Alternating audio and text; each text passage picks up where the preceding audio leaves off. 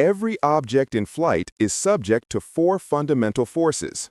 Thrust is the forward driving force from the engines, while drag is the backward acting resistance of the air. Weight is the constant downward pull of gravity, and its direct opponent is lift, the upward force that makes flight possible. In stable, level flight, these forces are in equilibrium. Our journey today focuses on the intricate relationship between lift and drag. The primary component engineered to generate lift is the airfoil, the specific cross-sectional shape of a wing. Its design is no accident. The curved top surface, or upper camber, and the flatter bottom surface, or lower camber, are precisely shaped to manipulate airflow. Let's quickly identify the key parts of this incredible structure before we see it in action. Now that we know the airfoil shape, we must understand the air it moves through. We call the airflow relative to the wing the relative wind. It's a crucial concept.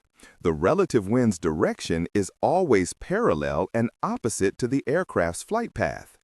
It's not about the wind over the ground, but rather how the wing itself is meeting the air. This relative motion is the source of all aerodynamic forces. So, how does this shape generate lift when it meets the relative wind? The first key principle involves pressure. The airfoil's curved upper surface forces the air to travel a longer path, causing it to accelerate. According to Bernoulli's principle, this faster-moving air exerts lower pressure. Meanwhile, the slower air beneath the wing maintains a higher pressure. This pressure differential creates a net upward force we call lift. But pressure is only half the story. The other half is explained by Newton's third law. For every action, there is an equal and opposite reaction. As the airfoil moves through the air, its shape and angle effectively push a large mass of air downwards. This downward action is known as downwash. The reaction to this is the air pushing the wing upwards, contributing significantly to the total lift. It's a common mistake to see Bernoulli's principle and Newton's laws as competing theories. In reality, they are two different ways of describing the same phenomenon. The pressure differential and the downward deflection of air happen simultaneously and are inseparable. Together, they provide a complete picture of how an airfoil generates the powerful upward force of lift. But this incredible force is not created for free. The unavoidable consequence of creating lift and moving through the air is drag. Drag is the aerodynamic force that opposes the aircraft's motion.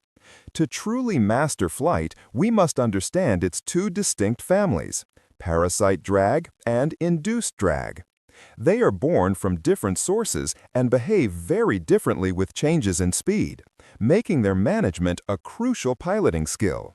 Let's first examine parasite drag. This is the drag created simply by the aircraft's presence in the air. The first type is form drag, which is caused by the aircraft's shape. A blunt object creates a large, turbulent, low-pressure wake behind it, pulling it back. A streamlined aerodynamic shape allows the air to flow smoothly around it, minimizing this pressure difference and thus reducing form drag. The second component of parasite drag is skin friction drag. Air is viscous and tends to cling to the surfaces it flows over. This creates friction between the air molecules and the aircraft's skin. Even a seemingly smooth surface has microscopic imperfections that disrupt the thin layer of air next to it, the boundary layer, causing resistance. This is why polished, clean aircraft are more efficient. The final type of parasite drag is interference drag. This is generated where different aircraft components meet, like the wing root joining the fuselage. When separate airflows from these components merge, their interaction can create turbulence and vortices, resulting in more drag than the sum of the individual parts. Designers use fairings and fillets to smooth these junctions and minimize this interference. Now for the other, more fascinating family, induced drag. This type of drag is not a parasite. It is the direct and unavoidable byproduct of producing lift. It originates from the pressure difference we discussed earlier. The high-pressure air below the wing naturally seeks to move towards the low-pressure area above the wing. The only place it can do this is at the wingtips. This spilling of air at the wingtips creates powerful, swirling masses of air called wingtip vortices. These vortices trail behind the aircraft and alter the airflow over the entire wing. They create a downwash that effectively tilts the total lift force generated by the wing slightly backward. The rearward component of this tilted lift vector is what we call induced drag. More lift means stronger vortices, and therefore more induced drag. To visualize how these two drag families interact, we can plot them against airspeed. Parasite drag is low at slow speeds but increases rapidly as the aircraft speeds up. Conversely, induced drag is highest at slow speeds when the wing must work hard to generate lift, and it decreases as airspeed increases. When we add them together, we get the total drag curve, which has a distinct bucket shape. The lowest point on that total drag curve is incredibly important. It represents the airspeed at which the aircraft is most aerodynamically efficient. This point corresponds to the peak of the lift-to-drag ratio, or LD ratio. This ratio is a direct measure of efficiency, how much lift is generated for a given amount of drag. Flying at the airspeed that provides the maximum LD ratio, known as LD max, yields the best fuel economy and maximum gliding distance. So how does a pilot control lift and drag to target this peak efficiency or to maneuver the aircraft? Their single most powerful tool is the angle of attack, or AoA. The angle of attack is defined as the acute angle between the airfoil's chord line and the oncoming relative wind. By adjusting the aircraft's pitch with the controls, the pilot directly changes the AoA, which is the primary way to command more or less lift. The relationship between angle of attack and lift is direct and powerful. As a pilot increases the AoA, the air is forced to travel a more curved path over the top and is deflected downwards more aggressively. This increases both the pressure differential and the downwash, resulting in a significant increase in lift. This is how a pilot initiates a climb or performs a turn without losing altitude. However, this increased lift comes at a cost. Remember, induced drag is the price of lift? As the angle of attack increases, the wing works harder, creating stronger wingtip vortices. This dramatically increases induced drag. At low angles of attack, this increase is manageable, but at high angles, induced drag begins to rise exponentially. The pilot must always balance the need for lift against the penalty of rapidly increasing drag, which requires more thrust. Another subtle but important effect of changing the angle of attack is the movement of the center of pressure. This is the average point on the chord line where the total lift force acts. On most airfoils, as the AoA increases, the center of pressure moves forward. This forward movement creates a pitching up tendency, which can make the aircraft unstable if not managed.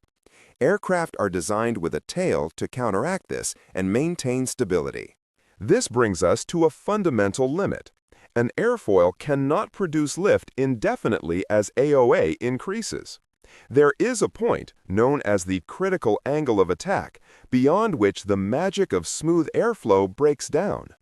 At this angle, the airflow over the top surface can no longer adhere to the wing's sharp curvature. It begins to separate from the surface, becoming turbulent and chaotic. This airflow separation is the prelude to a stall. If the pilot increases the AoA beyond the critical angle, the wing enters an aerodynamic stall. Crucially, a stall is not the engine quitting.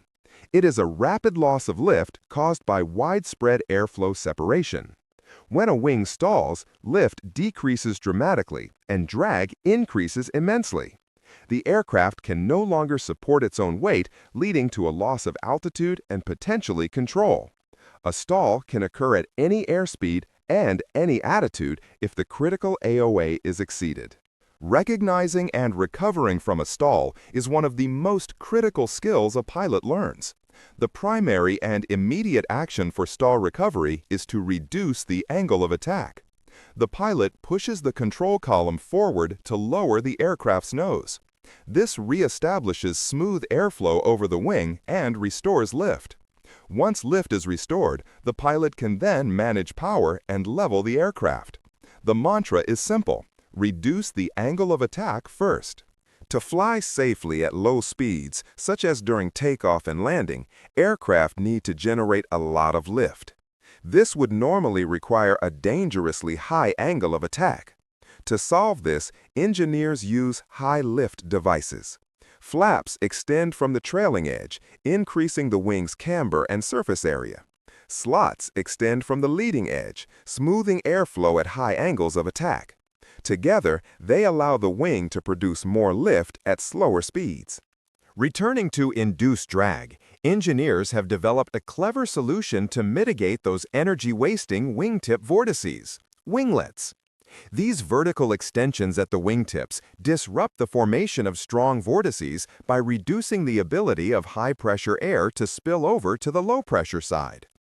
By weakening the vortices, winglets reduce induced drag, which translates directly into improved performance and significant fuel savings, especially on long-haul flights. So let's see how a pilot uses angle of attack throughout a typical flight. During takeoff, a high AoA is used to generate maximum lift at low speed to get airborne. In cruise, the pilot maintains a very low, efficient AoA corresponding to LD max for optimal fuel burn. And for landing, a moderately high AoA is used again, combined with flaps, to fly at a slow, safe approach speed. It's a continuous, precise management of this critical angle. In a modern cockpit, pilots aren't just guessing their angle of attack. Many aircraft are equipped with an AoA indicator. This instrument provides a direct, visual reading of the wing's performance relative to the oncoming air. It's often color-coded, showing a green band for the optimal range, a yellow caution band, and a red band indicating an approaching stall.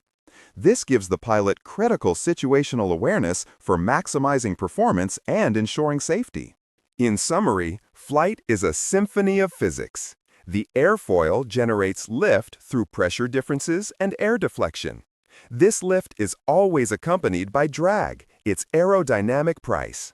The pilot's master control is the angle of attack, a tool used to balance lift and drag for every phase of flight, while always respecting the critical angle to avoid a stall.